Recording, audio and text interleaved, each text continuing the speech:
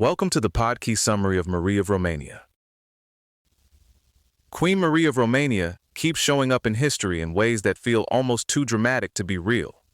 Wartime nurse, political operator, celebrity royal, prolific writer, and constant headache for the men who thought they were in charge.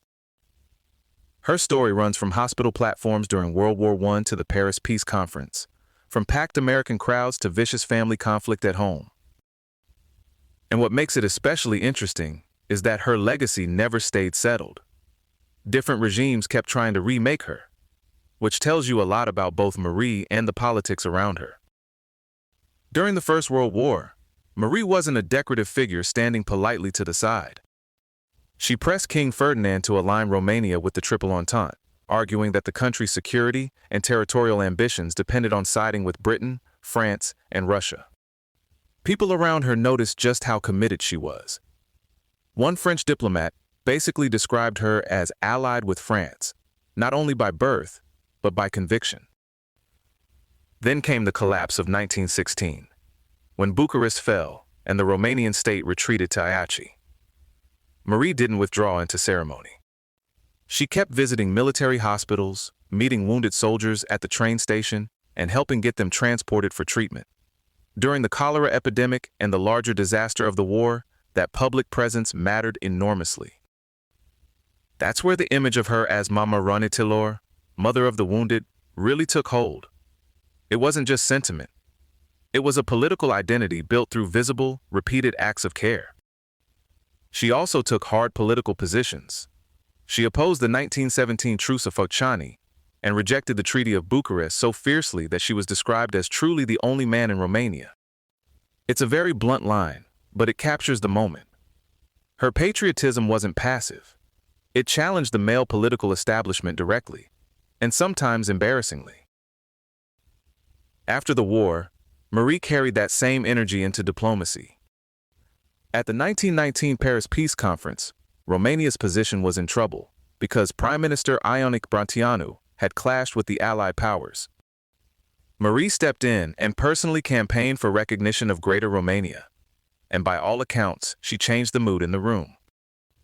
Georges Clemenceau had apparently said flat out that he disliked her prime minister, but after meeting Marie, he became much more receptive.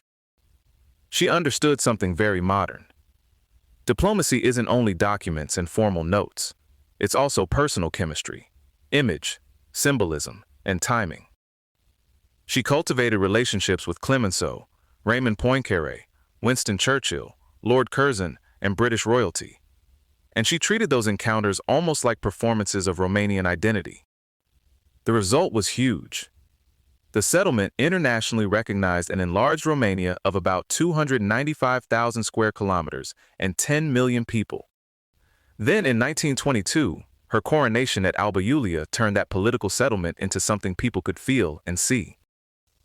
The new Orthodox cathedral, the crown inspired by a medieval Wallachian ruler's consort, and a feast for more than 20,000 peasants tied modern Romania to a medieval and Orthodox past. It was statecraft staged as national ritual, and Marie knew exactly how powerful that could be. Marie also became a very modern kind of royal celebrity. She used glamour, travel, press attention, and symbolic appearances as political tools, which sounds normal now, because public life is basically image management all day long. But at the time it was unusual. Her 1926 American tour with Nicholas and Ileana drew big, enthusiastic crowds in city after city, and she openly saw the trip as a way to put Romania on the map. What's striking is how broad her appeal was. American suffragettes admired her as an intelligent woman using her gifts for public purposes, while French crowds celebrated her wartime courage. She could move between elite diplomacy and popular adoration with remarkable ease.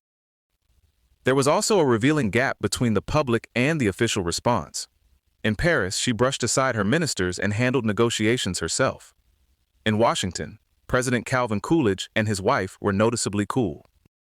Even so, the tour created a near-mythical public image that outlasted the formal awkwardness and the political attempts to cut her down. And those attempts definitely came, especially from her own son Carol II, who saw her popularity as a threat, and tried to remove her from political life.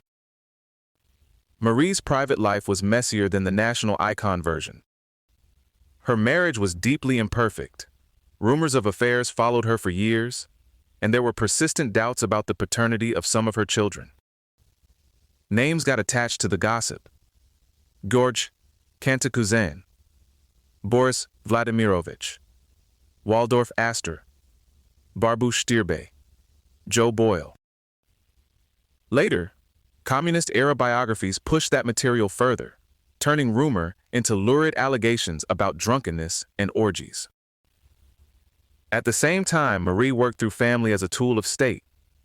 Her children married into the royal houses of Greece and Yugoslavia, and her descendants would sit on several European thrones. Critics saw that as dynastic manipulation, though this account stresses that she didn't force her children into specific matches.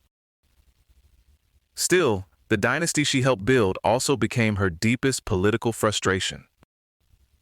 Carroll renounced his rights, then came back in 1930, deposed his own son Michael, took the crown, ignored Marie's advice, resisted reconciliation with Princess Helen, and deliberately tried to wreck his mother's popularity. For someone so gifted at shaping public life, her inability to control the family center of the monarchy is one of the big ironies of her story. Marie didn't just act in public, she wrote her way into public memory too. She published 34 books and stories, including the 3-volume autobiography, The Story of My Life, and the wartime patriotic book My Country. Her writing mixed fairy tale, memoir, propaganda, and self-portrait, so literature became another way of advocating for Romania and for her own place within it. Virginia Woolf admired the vivid portrait of what she called a royal animal escaping its gilded cage, while also worrying that royal autobiography made private lives too familiar. That tension feels very current. Marie was helping create a world where monarchy relied on mystique, but also fed on disclosure. Later in life, she was drawn to the Baha'i teachings of religious unity, which makes sense given how divided her own family world was across British, Russian, German, Romanian, Catholic, Protestant, and Orthodox lines. Baha'is regard her as the first royal convert, though her daughter Ileana later denied that any formal conversion took place. And then there's the afterlife of her reputation. Communist officials recast her as either a servant of foreign capitalism or a decadent drunk, while late communist and post-1989 Romania restored her as a patriotic national figure. That swing in reputation is a reminder that historical memory isn't fixed just because the facts happened. It gets argued over, edited, and repurposed every time the political weather changes. Marie's story holds together because all the contradictions stay visible at once. Caregiver and strategist, icon and scandal magnet, national symbol and family casualty. However people tried to shrink her, she kept ending up larger than the role that was supposed to contain her. And honestly, history tends to remember that kind of person. This episode was generated by Podkey. Create your own at podkey.fm.